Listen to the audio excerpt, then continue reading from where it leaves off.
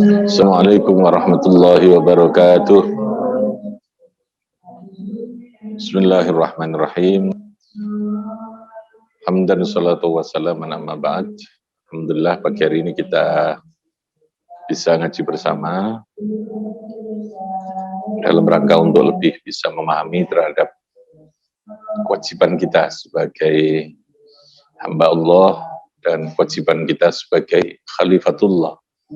Hamba Allah, kewajiban kita untuk bagaimana kita senantiasa menjadikan diri kita sebagai Abdullah, sebagai hamba Allah, dengan mematuhi terhadap semua apa yang diperintahkan oleh Allah dan menjauhi terhadap apa yang dilarang oleh Allah. Sebagai khalifatullah, kita punya tanggung jawab, punya amanat untuk memakmurkan, mengelola dan memakmurkan, memanfaatkan terhadap alam semesta yang diciptakan oleh Allah ini dengan sebaik-baiknya. Ini perlu diilmoni, kedua tugas ini ya. Tugas sebagai Abdullah dan tugas sebagai Khalifatullah. Jadi karu-karu ini, baik itu yang Abdullah maupun yang Khalifatullah itu harus diilmoni dengan sebaik-baiknya. Nah, kemarin kita sudah membahas tentang keimanan kepada Rasul, lalu sudah menjelaskan tentang bagaimana Rasul Muhammad Sallallahu Alaihi Wasallam yang diberikan risalah oleh Allah untuk menyampaikan terhadap ajaran atau syariat Allah yang tujuan utamanya adalah menciptakan kehidupan yang rahmatan lil alam. Jadi Islam adalah sumber rahmat, Islam adalah rahmat, Islam adalah keindahan, kedamaian bagi kehidupan alam semesta ini. Untuk mewujudkan rahmatan alamin itu harus dibangun moralitas atau akhlak yang sempurna. Jadi strategi yang harus dilakukan atau strategi yang dilakukan oleh Nabi Muhammad adalah membangun moralitas dan karakter agar supaya setiap individu itu mampu menjadi rahmat. Mampu menjadi rahmat baik bagi dirinya, keluarga maupun lingkungannya. Nah, untuk menciptakan karakter atau akhlak yang karimah itu, modal atau dasarnya adalah didasarkan kepada akidah, lalu yang kedua adalah dengan adanya syariat atau hukum agama. Iman atau keyakinan itu menjadi modal, menjadi dasar. Lalu kemudian iman itu menjadi pengikat atau menjadi pendorong, menjadi dasar daripada kita mematuhi terhadap syariat atau ajaran Islam. Kepatuhan terhadap ajaran itu akan membangun diri kita menjadi manusia yang berakhlakul karimah. Itu urut-urutannya seperti itu. Akhlakul karimah dalam diri kita akan memancarkan, akan menjadikan hidup kita ini menjadi manusia yang bisa memberikan rahmat ya, dengan ajaran-ajaran Islam itu tadi. Oke ya, sekarang kita masuk pada penjelasan tentang keimanan kepada kitab-kitab Allah. Jadi kita harus meyakini, mengimani bahwa Allah menurunkan kitab-kitabnya. Jadi kepada para nabi, kepada para rasul, Allah memberikan wahyu. Jadi wahyu itu adalah kalamullah, adalah firman Allah, adalah dawuhnya Allah, firman Allah yang diberikan kepada orang-orang yang terpilih, yang disebut dengan nabiyun. Nabi itu dalam bahasanya adalah orang yang memberitakan, yang mengabarkan sesuatu. Jadi naba itu artinya berita. Berita langit itu namanya naba. Orang yang ditugasi untuk menyampaikan apa yang diberitakan, yang dapat, apa yang diterima dari Allah, itu adalah seorang yang disebut dengan nabiyun. Yang diberi itu namanya nabiyun. Ketika diutus untuk menyampaikan, ditugasi untuk menyampaikan, itu lalu dia meningkat menjadi rasulun. Jadi rasul itu punya tugas yang bersifat menyampaikan. Aktif ya, posisinya lebih aktif. Kalau nabi itu pasif. Pasif artinya menerima, tidak ada keharusan. Dan itu jumlahnya tidak terbatas, artinya banyak gitu maksudnya. Jadi dalam Al-Quran disebutkan minhum man qasasna wa minhum man lam naksus alaik. Di antara para nabi itu ada yang saya ceritakan, tetapi juga masih banyak, kata Allah pada Nabi Muhammad, yang tidak aku ceritakan kepada kamu semua. Nah, para ulama Ahlus Sunnah itu mensepakati minimalnya kita harus wajib tahu tentang para rasul itu sejumlah berapa? 25 para rasul itu. Oke ya. Nah, setiap rasul itu pada dasarnya diberi wahyu oleh Allah. Wahyu itu biasanya bisa berbentuk dalam sebuah buku lampiran gitu ya. Artinya dalam bentuk lampiran. Istilahnya itu suhuf. Tapi tidak lalu kemudian turun berupa lampiran, tidak ya. Ya, itu namanya suhuf. Jadi suhuf itu lebih merupakan, kalau dalam pemahaman yang ada itu adalah ajaran-ajaran yang diberikan secara parsial, secara kondisional, sesuai dengan kebutuhan-kebutuhan yang ada pada zaman Nabi ketika itu. Tidak diberikan kitab, tetapi diberikan suhuf. Nabi Musa itu tidak diberikan kitab, tetapi diberikan suhuf. Tapi yang kita yakini semua nabi itu dapat wahyu dari Allah. Semua rasul dapat wahyu dari Allah. Apakah itu berbentuk suhuf atau tidak, atau berbentuk kitab itu. Yang berbentuk Alkitab itu 4 yang kita yakini. Artinya yang harus kita yakini sebagaimana informasi Al-Quran. Itu semua umat Islam, umat Muhammad itu wajib mengimani itu. Dan tidak boleh kita hanya iman kepada Al-Quran, tapi tidak iman kepada Injil, itu tidak boleh. Tapi sekali lagi, ini Injil yang diturunkan kepada Nabi Isa, gitu loh ya. Karena Injil itu tidak sama dengan Al-Quran dalam hal perlindungan terhadap keasliannya. Kalau Al-Quran itu oleh Allah diberikan jaminan bahwa Al-Quran itu tidak mungkin terjadi perubahan. Jadi takhrifat itu artinya perubahan atau mengganti naskah atau mengurangi, baik itu menambahkan atau menyimpan, menghilangkan, itu tidak ada di dalam Al-Quran.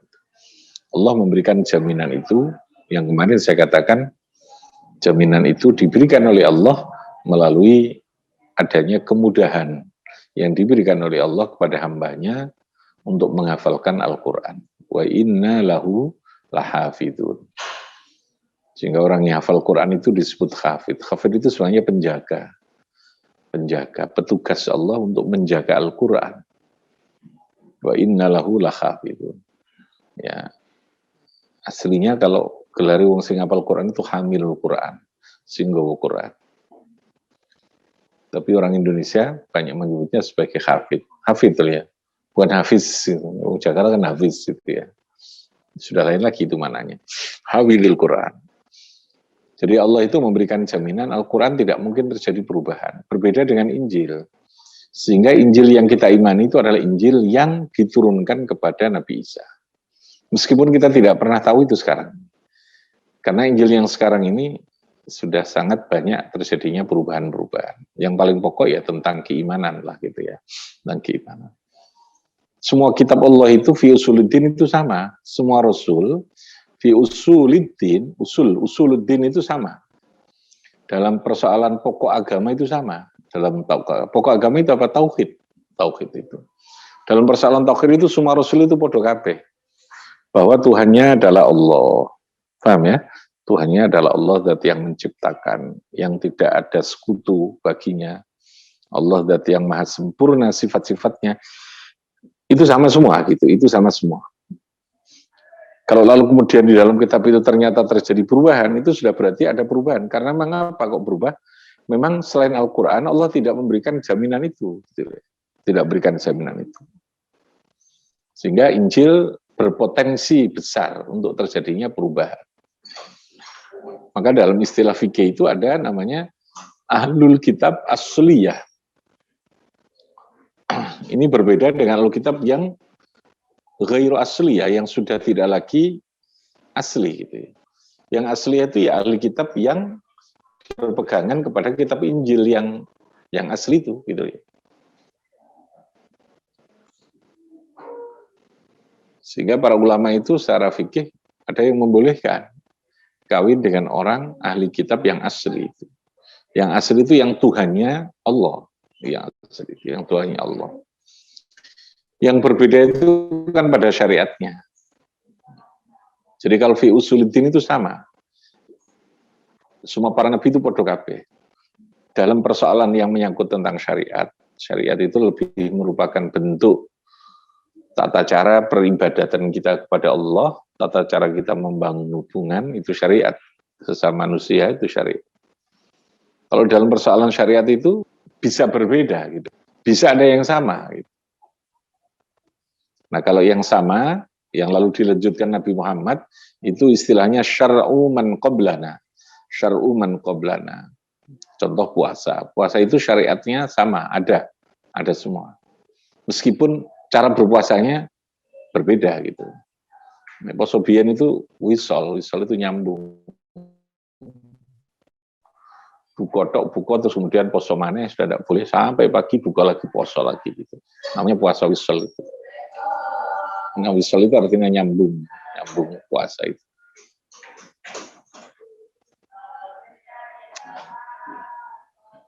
Jadi saya ulangi, kalau dalam masalah usuluddin sama semua rasul itu. Yang berbeda adalah masalah apa? Syariat. Jadi di dalam Al-Quran disebutkan begitu. Likulli ummatin apa itu? Syir'atan wa minhaja. Setiap umat itu ada syir'ah, ada syariat. Wa minhaj. Minhaj itu artinya walikullin ja'alna minkum syir'atan wa minhaja. Ya, walikulli ummatin ja'alna minkum walikulli ummatin ja'alna fihim apa itu? Syir'atan wa minhaja. Setiap umat itu Allah menjadikan atau memberikan aturan ajaran syir'ah wa minhaja itu ada. Persamaannya bukan ada ya, kemungkinan berbeda itu sangat mungkin. Tapi persamaan itu juga ada gitu. Contohnya masalah khitan. Khitan itu sama antara syariatnya Nabi Muhammad dengan Nabi Ibrahim. Haji ya, itu dalam bahasa usul fikihnya namanya syar'u man qablana. Sesuatu yang disyariatkan kepada umat kita yang lalu dilanjutkan oleh Nabi Muhammad, itu namanya syar'u man qablana. Dalam haji itu juga syariatnya Nabi Ibrahim. Yang banyak itu Nabi Ibrahim. Kayak jenggot mencukur macam-macam itu yang kalau dianjurkan itu semua adalah syariat yang juga disyariatkan kepada Nabi Ibrahim itu yang disebut dengan syar'u man qablana. Jadi saya ulangi, kalau dalam persoalan yang berkaitan dengan usuluddin, pokok ajaran agama itu tauhid, itu semua nabi, semua rasul itu sama. Jadi dalam kitab Injil, dalam Zabur, Taurat, dalam kitab Al-Quran, sama semua itu, semua kitab Allah. Dalam suhufnya para nabi-nabi yang lain itu sama semua. Gitu ya. Nah, dalam syariat itulah yang mungkin terjadinya apa? Perbedaan. Yang berbeda itu dalam syariat itu. Yang berbeda itu contohnya kalau zaman Nabi Isa dulu, kalau ada baju yang terkena najis itu tidak dicucikan dengan air, tapi digunting. Wah itu kan bolong kabeh kayak kelamin. Kalau kita kena najis ini ya digunting sini dibuang gitu.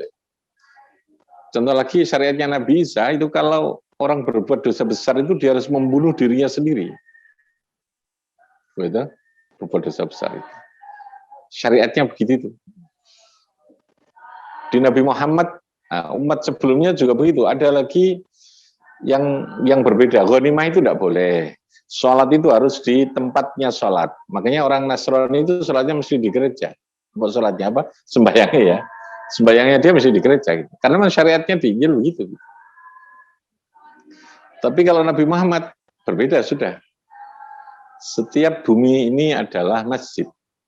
Wa ju'ilat al-ardu li masjidan wa tahuran. Jadi Allah menjadikan bumi ini masjidan. Masjidan itu boleh kita gunakan untuk tempat sujud. Sujud itu artinya tempat untuk sholat. Wa tahuran, sekaligus bumi juga menjadi alat untuk bersesuci. Apa? Alat untuk bersesuci. Masjidan wa tahuran. Itu yang dimaksudkan seperti itu. Cek dulu. Sing ngaji yang nggak datang, Ustaznya suruh ganti. Coba Rocky juga bisa ngaji ya. Ini sing nggak ada sing nggak teko. Maju sini, apa? Maju bergeser biar nggak sesek. Sing cilik nyepit tangan kecepitan. Oke ya. Jadi kalau fi usuluddin sama enggak? Sama dalam masalah akidah itu. Yang berbeda dalam masalah apa? Syariat. Dalam masalah apa? Syariat itu. Kemungkinannya terjadi perbedaan. Nah, yang sama terkadang seperti zaman Nabi ini, itu yang disebut dengan apa? Syar'u man qablana. Apa namanya? Syar'u man qablana. Syariat umat sebelum kita. Apa? Syariat umat sebelum kita.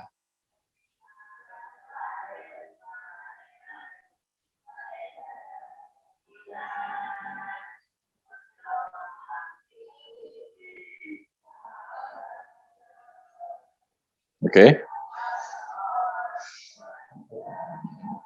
Yang kedua sekarang, kita berbicara tentang kitab Al-Quran ya. Al-Quran itu wahyu, kalamullah. Al-munazzali ala Muhammadin biwasitati Jibril al-muta'abbadi bitilawati. Itu definisi yang lengkap ya. Definisinya ada beberapa versi definisi. Tapi intinya kalamullah. Bahwa Al-Quran itu adalah apa? Kalamullah, firman Allah. Firman Allah yang berupa wahyu tadi. Kalamullah al-munazzali ala Muhammadin yang diturunkan kepada Nabi Muhammad. Jadi perbedaannya pada siapa diturunkan ya. Taurat itu juga kalamullah. Injil itu juga apa? Kalamullah. Cuman kalau Taurat diturunkan kepada Nabi siapa? Nabi Isa. Zabur? Daud. Injil? Kepada Nabi Isa. Al-Quran kepada Nabi. Tapi semuanya sama, kalamullah. Gitu ya. Kalau Al-Quran itu kalamullah al-munazzali ala Muhammadin. Biwasitati Jibril. Jadi dengan pelantaraan malaikat Jibril, Allah menugaskan kepada malaikat Jibril, malaikat papan atas ini istilahnya ya. Malaikat al-muqarrabin itu malaikat yang paling dekat. Jadi Allah juga menciptakan malaikat-malaikat dengan strata atau dengan klasifikasi yang berbeda gitu. Ada namanya malaikatika al-muqarrabin. Nah, di sana diantaranya adalah malaikat Jibril itu. Jibril Allah ditugasi untuk menyampaikan wahyu kepada Nabi Muhammad itu. Al-munazzali ala Muhammadin biwasitati Jibril. Al-muta'abbadi ini sifatnya. Jadi definisi ini untuk membatasi ya. Mana yang ayat Al-Quran, mana yang berupa Al-Quran, mana yang bukan Al-Quran. Definisi itu kan bersifat pembatasan. Mana yang bisa dimasukkan dalam pengertian itu, dan mana yang harus dikeluarkan dari pengertian itu. Itu namanya ta'rif atau definisi. Ya. Jadi Al-Quran itu al-muta'abbadi bitilawatihi, yang membacanya itu dianggap mempunyai nilai apa? Ibadah. Al-muta'abbadi bitilawatihi.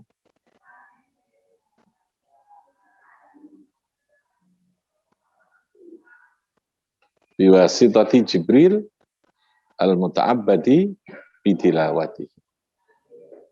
Nah, dari definisi ini kita bisa membedakan antara hadis dengan Al-Quran. Kalau Al-Quran itu al-muta'abbadi bitilawati, cirinya bahwa Al-Quran membacanya saja, gitu loh ya.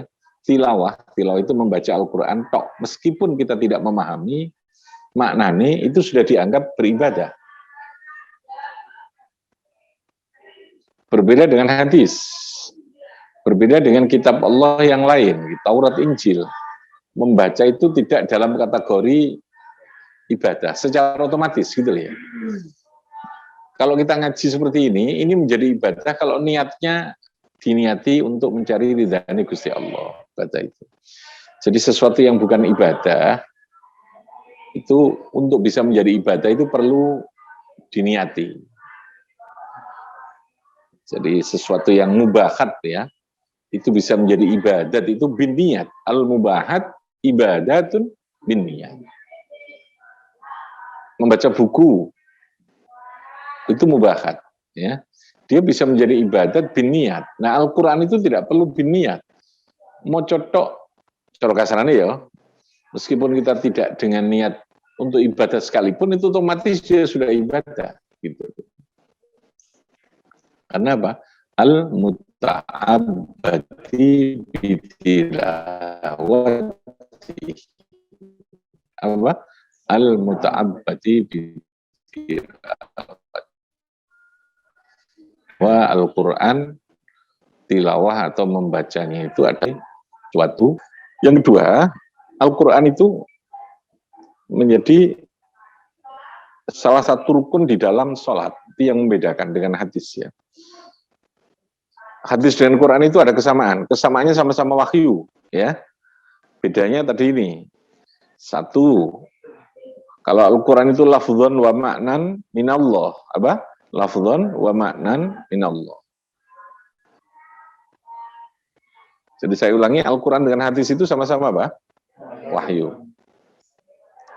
Bedanya, kalau Al-Quran itu wahyu yang lafzon wa ma'nan minallah, kalau hadis itu maknahu minallah, tapi wa lafzuhu minar rasul. Maknahu minallah, wa lafzuhu minar rasul. Jadi kalau hadis itu maknane tekok Gusti Allah, tapi redaksi atau lafadznya itu minar rasul. Yang membuat redaksinya itu adalah Rasulullah itu.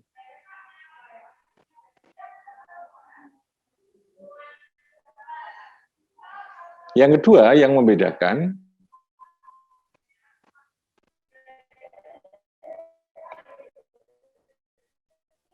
kalau Al-Quran tadi ini, al-muta'abbadi bitilawati, tapi kalau itu dia beribadah kalau disertai dengan niat tadi itu. Gitu loh ya. Menjadi ibadah kalau disertai dengan apa? Niatan. Niatan bahwa ini mempelajari agama untuk mencari ridhani Gusti Allah. Sama masuk. Al-muta'abbadi bitilawat. Yang ketiga yang membedakan, kalau Al-Quran itu menjadi salah satu rukun yang ada di dalam sholat. Jadi dalam sholat harus ada bacaan Al-Quran. Para ulama yang wajib, yang sepakat itu adalah Al-Fatihah. Kecuali beberapa ulama yang berbeda. Ya. Hadis tidak bisa dipakai untuk Al-Quran, meskipun hadis qudsi. Ya. Hadis qudsi itu kan kalau Allahu Azza wa Jalla. Tapi tidak bisa itu dipakai untuk bacaan di dalam sholat. Menggantikan ayat Al-Quran, baik itu Fatihah maupun surat dalam bacaan itu tidak boleh. Gitu. Jadi yang harus dibaca dalam sholat itu apa? Harus ayat Al-Quran. Itu yang membedakan. Jadi kalau hadis itu tidak bisa menjadi bacaan atau pengganti bacaan yang ada di dalam sholat itu. Yang harus dibaca adalah Al-Quran. Oke, itu gambaran yang membedakan antara Al-Quran dengan hadis terutama itu. Kemudian yang kedua, Al-Quran itu berisi pada 3 hal intinya. Sama ya, ada keimanan, ada persoalan hukum, ada persoalan akhlak. Nah yang banyak itu justru di 2 wilayah ini. Kalau hukum ini tidak banyak. Hukum itu paling banter sekitar 2%, 3%, 200 ayat lah dari sekian, 200-300 ayat. Selebihnya itu berisi tentang keimanan dan akhlak. Yang banyak itu. Tentang apa? Keimanan dan akhlak. Bentuk apa? Ayatnya itu lebih banyak menggunakan cerita. Jadi Allah itu lebih banyak menceritakan yang terkait dengan persoalan keimanan dan akhlak. cerita tentang para nabi terdahulu, tentang umat-umat terdahulu, cerita tentang alam semesta gitu ya. Tapi semuanya ujungnya adalah kepada bangunan keimanan. Bangunan keimanan. Jadi kalau kita lihat dari segi kategori kandungan yang ada di dalam Al-Quran, itu ada kalanya Al-Quran berbicara tentang persoalan yang menyangkut tentang keimanan, ada kalanya berbicara tentang persoalan hukum, dan ini tidak banyak. Makanya prinsip hukum dalam Islam itu taklilut taknin. Taklilut taknin itu menyederhanakan atau menyedikitkan hukum. Jadi Islam itu tidak banyak mengatur sesungguhnya, ya. Tetapi Islam lebih banyak membangun budaya, membangun peradaban melalui moralitas tadi itu, melalui moralitas. Fondasinya adalah iman, gitu ya. Hukum itu betul-betul merupakan instrumen yang minimal, diminimalkan gitu. Instrumen itu apa? Menjadi alat yang sedikit sekali agar supaya bangunan moralitas itu bisa terbentuk. Yang dibangun itu moralitasnya itu yang dibangun. Nah, kalau kita melihat di Al-Quran itu, cara yang sering disampaikan oleh Allah itu dengan menggunakan banyak kisah atau cerita itu. Ya, kira-kira kalau dilihat dari segi metode pembelajaran, cara penyampaian dengan kisah itu lebih gampang, ya, diingat, lebih gampang diserap. Karena seseorang akan terbawa memorinya itu dalam sesuatu secara lebih komplit ya, secara lebih komplit. Tapi kalau biasanya disampaikan dalam bentuk kategori, pengertian, definisi gitu ya, yang sifatnya teoritik sekali itu agak susah gitu, agak susah. Mungkin bisa ngerti tapi gampang lali gitu. Kalau cerita itu kan, apalagi cerita masa lalu ya, yang menderita atau mengerikan atau yang menyusahkan itu kan pasti itu akan bawa emosi. Jadi cerita itu akan melibatkan emosi. Manusia dilibatkan emosinya. Bagaimana Allah bercerita tentang alam semesta, tentang penciptaan, tentang betapa nanti di surga, di akhirat itu akan ada ini dan seterusnya. Cerita-cerita itu membangun alam bawah sadar manusia, membangun kesadaran, membangun emosi manusia untuk dibangun ya kekuatan keyakinannya itu di dalam dirinya ini, baik itu iman maupun moralitas itu. Nah, diharapkan dengan begitu maka akan timbul sebuah kesadaran yang menjadikan dirinya punya moralitas tertinggi. Moralitas itu wujudnya apa? Menjadi orang yang ramah, damai, suka menolong, yang sopan dengan orang, yang menghargai kepada orang. Itu moralitas tertingginya ada di sana, gitu. Yang bersumber dari keyakinan maupun dari syariat tadi. Itu bangunan Quran seperti itu. Makanya Al-Quran adalah kitab yang paling lengkap ya, karena kitab yang terakhir ya. Kalau kitab-kitab terdahulu itu lebih banyak berbicara moralitasnya. Tidak terlalu banyak bicara hukum. Al-Quran ini sudah agak lumayan, meskipun tetap jumlahnya masih sedikit dibandingkan dengan apa? Persoalan keimanan maupun persoalan apa? Moralitas. Makanya pertama yang dibangun oleh Nabi Allah yang diturunkan pertama dalam Quran kan Iqra. Jadi kesadaran logika manusia ini yang dibangun. Sehingga Al-Quran itu menjadi hujjatun bayyinah. Mukjizat terbesarnya itu karena mukjizat itu melekat. Kita pun akhirnya dapat mukjizat itu. Jadi semua umat Muhammad ini dapat mukjizat sesungguhnya.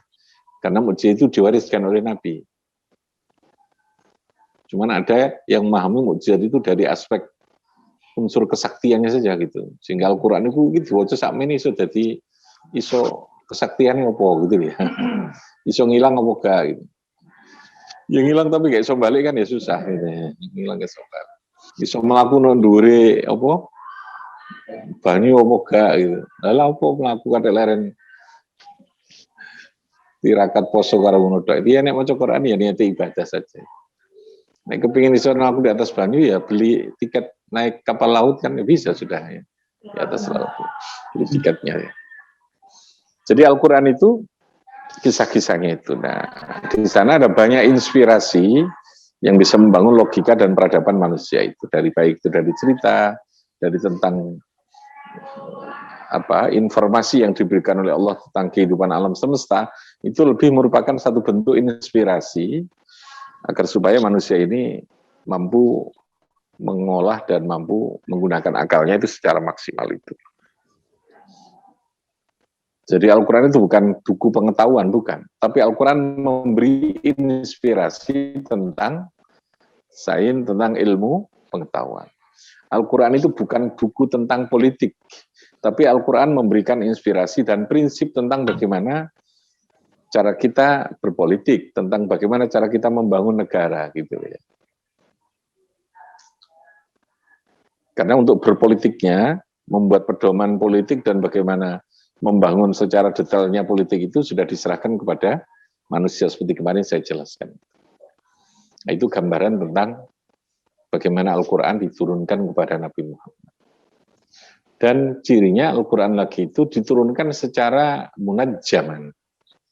Munajjaman itu secara bertahap. Di antara manfaatnya adalah Al-Quran lebih mudah untuk diingat, dihafalkan.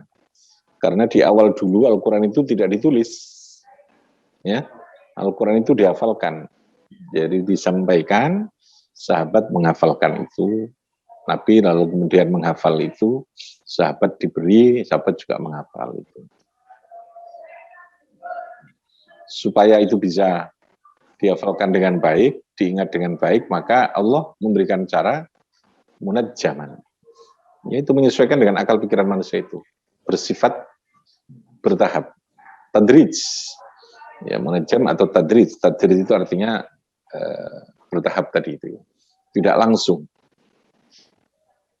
Tapi min lauhil mahfud, menurut para ulama, ila sama'id dunya itu bersifat mujmalan, secara keseluruhan. Jadi dalam jumlatan wahidah, jadi Al-Quran itu turun 2 kali ya. Menurut kajian para ahli ilmu Al-Quran atau tafsir itu, pertama turun secara umum. Lalu kemudian yang kedua diturunkan oleh Allah secara munajjam. Secara global tadi itu, min lauhil mahfud ila sama'id dunya. Ya, kita tidak perlu bertanya lebih dari itulah. Bagaimana cara turunnya. Gitu ya. Karena ini sekali lagi wilayahnya keimanan. Gitu ya. Nah, min sama'id dunya ila dunya melalui Nabi Muhammad itu adalah bersifat munajjaman atau tadrij tadi itu yang bersifat bertahap tadi ini. Apa fungsinya atau gunanya? Manfaatnya adalah untuk lebih mudah difahami. Yang kedua, lebih mudah untuk menyelesaikan kasus per kasus. Karena prinsipnya Al-Quran menjadi pedoman. Maka tentu ketika ada masalah, lalu kemudian turun Al-Quran, itu jauh lebih mengena gitu ya. Jauh lebih bisa menyelesaikan terhadap persoalan kehidupan. Sehingga problem atau persoalan itu bisa diurai sesuai dengan turunnya Al-Quran tadi. Al-Quran menyelesaikan terhadap kasus yang sedang terjadi. Makanya dalam Al-Quran itu ada namanya apa? Asbabun nuzul. Apa? Asbabun nuzul. Ada sebab-sebab Al-Quran itu diturunkan. Tapi sekali lagi Al-Quran itu berlaku untuk umum. Meskipun ada sebab, bukan berarti lalu Al-Quran itu hanya khusus terikat dengan sebabnya turunnya Al-Quran itu, enggak. Lalu Al-Quran itu turun karena kasus sahabat tertentu umpamanya. Bukan berarti lalu ayat itu hanya berlaku untuk sahabat itu, tidak. Makanya dalam kaidah itu, al-ibrah bi umumil lafz, la bi khususis sabab. Yang dianggap atau yang diberlakukan dalam Al-Quran itu bukan sebab yang bersifat spesifik atau yang bersifat khusus, tetapi adalah lafadznya yang bersifat umum. Jadi dia tetap berlaku untuk semua, meskipun dia turun karena ada yang sebab tertentu. Kenapa harus ada sebab? Itu sekali lagi cara Allah untuk memudahkan kita memahami Al-Quran ketika dia mempunyai latar belakang sebab yang jelas. Gitu. Jadi problem solving itu kan jauh lebih mengena kalau orang mempelajari sesuatu ya.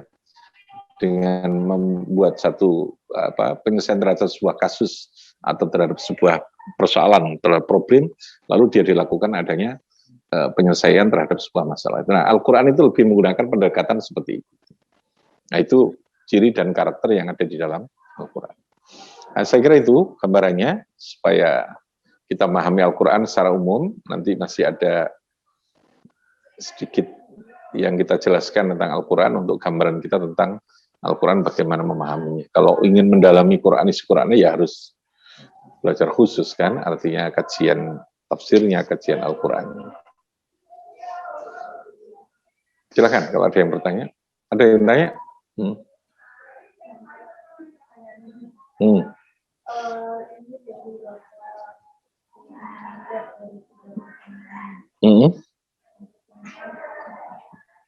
Kira-kira hikmah bahwa Allah mendeklarasikan Al-Quran dengan redaksi sementara besar tidak sama. Yang kedua, mengapa sejarah lengkap Al-Quran itu ada di zaman Nabi Muhammad, sementara nabi-nabi yang lain kitab dan sunnah tidak terdeteksi atau tidak ada bukti yang tertulis. Mengapa demikian? Apakah sengaja didesain demikian oleh Allah? Atau apakah pada zaman Nabi sebelum Nabi Muhammad belum ada literasi?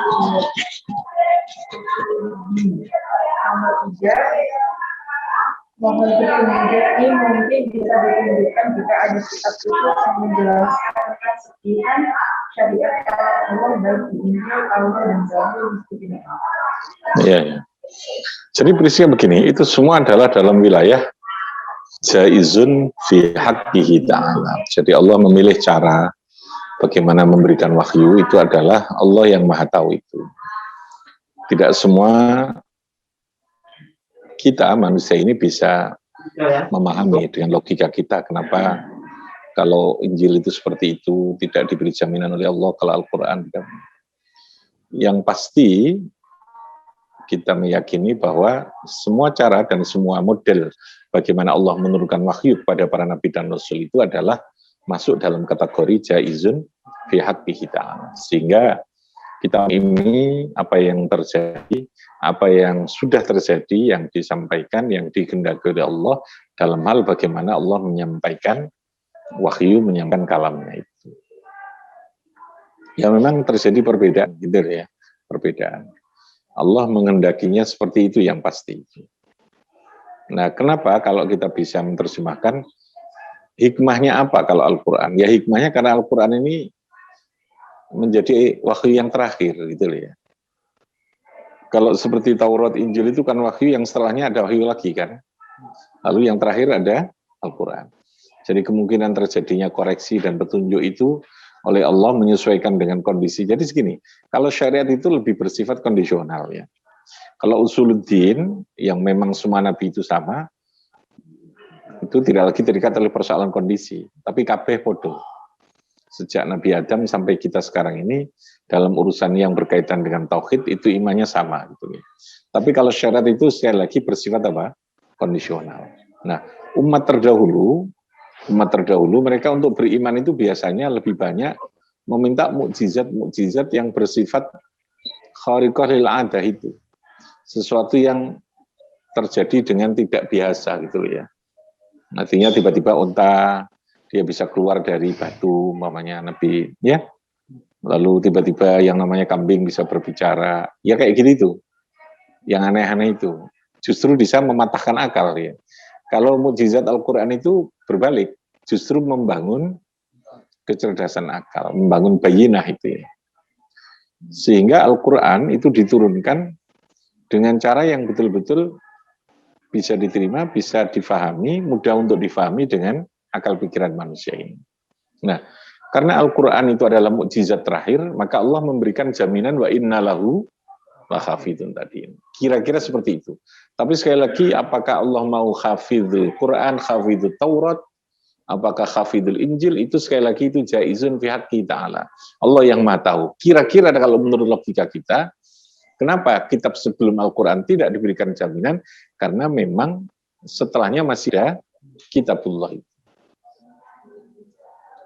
Kan tidak mungkin ada kesempatan untuk kebetulan itu. Kalau Injil dua kita masih bisa membetulkan dengan Al-Quran, itu salah itu. Di Injil itu tidak seperti itu, gitu ya. Umpamanya begitu kan, gitu ya. Nah, kenapa dibiarkan begitu? Ya Allah yang Maha tahu. Hikmahnya pada saat itu kira-kira seperti itulah yang terjadi, gitu ya. Untuk membangun, kalau kita sekarang memahaminya loh ya, ya yang kita tahu sekarang ya untuk membangun sebuah warna kehidupan. Disitulah Allah memberikan pilihan sama gitu ya. Manusia punya ikhtiariyah untuk melakukan pilihan mana yang seharusnya diikuti, mana yang seharusnya sudah harus ditinggalkan, kan begitu. Ya. Jadi nabi terdahulu itu tentu dinasah dengan nabi setelahnya gitu. Logikanya kan mesti begitu. Persoalannya mereka kan tidak percaya dengan Nabi Muhammad. Gitu loh ya. Jadi tidak yang menjadi persoalan itu tidak percaya. Kalau umpamanya percaya dengan Nabi Muhammad, otomatis percaya dengan apa? Al-Quran, gitu ya. Kalau percaya dengan Al-Quran, berarti dia percaya tentang adanya perbedaan syariat yang ada pada Nabi terdahulu itu. Percaya kalau usuluddin itu sama, gitu ya. Percaya. Tidak mungkin ada perubahan itu. Makanya ahlul kitab yang asliyah itu sama keyakinannya. Allah itu Tuhan mereka, gitu ya. Yang berbeda itu syariatnya kok. Gitu ya. Sehingga masih ada toleransi. Kenapa? Dalam fikih itu boleh seorang mukmin umat Muhammad ini kawin dengan orang ahlul kitab Nasrani tapi yang asli ya. Ada yang memahami gitu. Asliyah itu artinya yang Tuhannya adalah Allah gitu ya. Tidak trinitas itu. Contohnya begitu itu. Jadi sekali lagi kenapa terjadi perbedaan? Sekali lagi itu hak Allah untuk menentukan itu. Yang kedua bisa jadi dulu tidak ada jaminan itu karena memang masih akan ada nabi setelahnya itu. Nah, kalau sekarang Allah memberikan jaminan karena memang ini sudah final. Sehingga kan tidak ada lagi yang bisa mengkoreksi kalau itu dimungkinkan terjadinya perbedaan. Nah, jaminan itu tadi melalui apa? Mudah dihafalkan, banyak orang yang hafal Al-Quran, lalu yang kedua tadwinul Quran, Quran itu ditulis, dibukukan, yang lalu dari generasi ke generasi itu diberikan jaminan oleh Allah secara langsung. Sehingga harokat wahai, kalau ada yang merubah satu harokat saja, tidak usah satu huruf, satu harokat saja itu akan ketahuan, sudah akan ketahuan. Mana yang menghafalkan Quran itu? Gitu. Taruhlah Quran itu semuanya dibakar habis, masih ada kepala orang.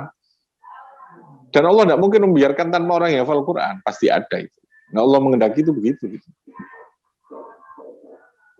Artinya kita meyakini mustahil kalau Al-Quran itu lalu menjadi hilang. Sebelum kiamat ini ya, mustahil.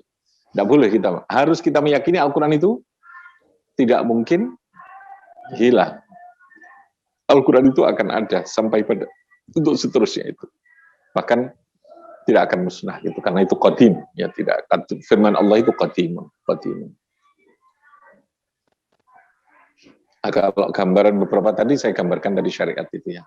Intinya kalau umat terdahulu itu tidak banyak syariat, lebih banyak ke akhlak. Ya contohnya kalau Nabi Musa tadi itu, ketika orang berbuat kesalahan, dosa besar, maka dia apa? Dengan membunuh itu syariatnya gitu. Najis kayak begitu tadi. Makan makanan yang dimasak pakai api itu juga membatalkan wudu gitu ya. Terus cara peribadahnya juga lain. Kalau dulu ibadah harus di tempat tertentu. Ya. Kalau umat Muhammad tidak. Ghanimah itu rampasan perang, dulu tidak boleh diambil. Kalau Nabi Muhammad boleh itu. Diambil. Ya, ghanimah itu rampasan perang. Musuh yang kita kalahkan dalam peperangan itu. Jadi ada proses pemiskinan ya dalam konsep Islam itu supaya mereka tidak melakukan perlawanan lagi. Tapi kalau mereka lalu dengan pemiskinan itu mau menerima terhadap Islam, mereka akan dikembalikan hak-haknya. Itu artinya ya dapat kehidupan, dapat santunan dari Baitul Mal dan seterusnya. Itu di antara cara-caranya. Ya, memang yang ada sekarang kan pelajaran Quran hadis ya, tidak ada pelajaran Injil dan hadis itu kan ada ya. Injil yang asli ya maksudnya. Oke, ada lagi?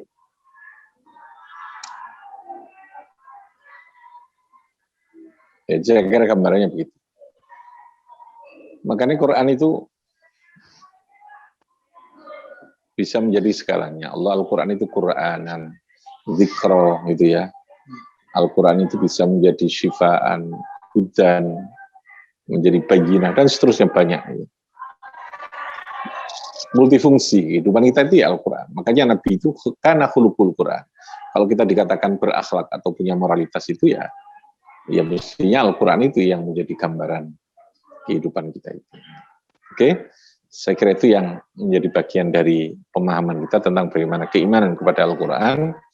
Nanti detailnya tentang isi Al-Quran yang berkaitan dengan fikih, dengan akidah, nanti kita bahas dalam pembahasan pada sesi keduanya, yaitu tentang syariat atau tentang keislaman.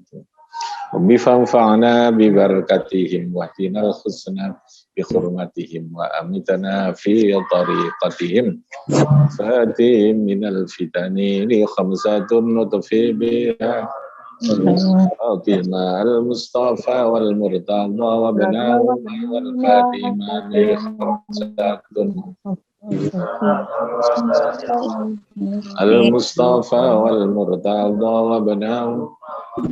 Assalamualaikum warahmatullahi wabarakatuh. Warahmatullahi wabarakatuh.